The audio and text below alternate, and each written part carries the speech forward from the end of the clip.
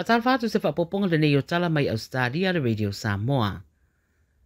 Wale manuia le tamu whaia le sa avema Premier ni sa wale se tu sanga wa mawai o Gladys Berejiklian e wha mamalo na ingoe le wha msinonga e mata upu na ta uai sa le saola na wha tino ina o wha iunga a avema Premier.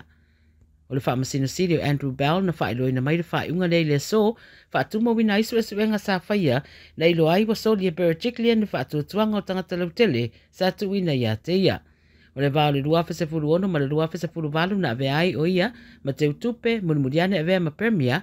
ma na io ina ai le tu watu le 5 miliona mo le Associated Australian Clay Target Association i waga ma le 10 miliona mo le Riverina Consortium of Music a o feta ua ina ai sa la whaanunumi ma le whaipulo le tumalo lea o Darryl Maguire. Wa wala o mai toi whafo i ato nisi o loa o tau mafa le brand o le McCain o na popo lenga o loa o fiai ma se kesi e o na ai.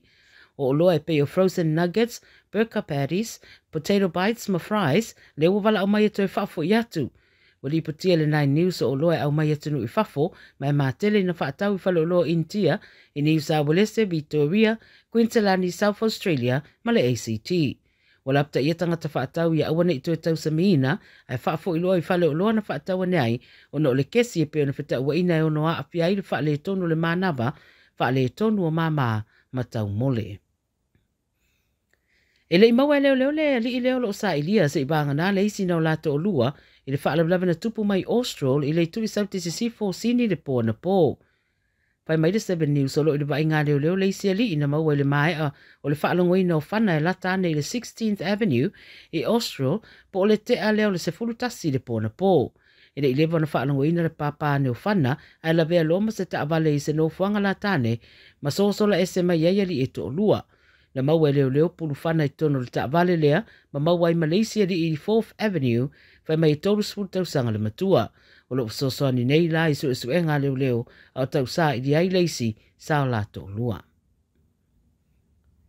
E to lua li i pe amale ta i 2 tau sanga le mātutua na maua u mieni a upenga o whana i sini ma te malosi ane na uapu e leo. Whai mai o le te o le valu le tai ona nafi na nga ia nei leo i se whale i Dover Heights o na o li poti o se tangata o lo savali le awala ma se whana.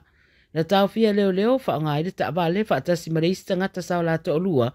whaia mōrianga e whātatau ia upenga na umia e lei fo ini lai sene e umia ai. O le isi o to lua lea na mōria fo i le te ma le ospa ia o leo ia ma o le soe tutu da iei le whaamsinonga i Waverley e tali i o la mōrianga.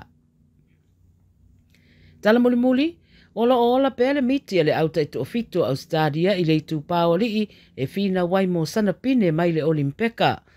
O wa whaia ina Amerika ia Ausetalia, ma mautino ai le avanoa Australia i le semi-finals. O ai o lea ta alonga mata ina Australia se furu malabalu Amerika i le ai. Ma walunga le tau mawhaia li ta alo le awa Australia, e me se fo i le li ta lavou Samoa District Roach, e uisa whaamanu alia le afa mo le ta alonga. O le awhetawi la i a wharani ma Afrika i saute i le isi semi-finals i le aso a tai au a e ta alo i loa Australia mo fiti ia mo le sa i dio au o le asao atu le finals po le sairinga sempini o ta alonga o le Olimpeka o le nei tausanga lua a whelua sfulmarafaa. Mai ta wina fo i le toa tele o tangata o lo tumutumu atu pea i rea no fuanga ia wale tapua ia o alatou au a mai se foi ia o le whaailoa le langolango mo i lātou o tāle nia ma i tālonga o lo a vea masui o lātou o tunuu. Tala ia Radio Samoa mai Ausetalia wa fo i lau whaafonga mai le nei vai aso,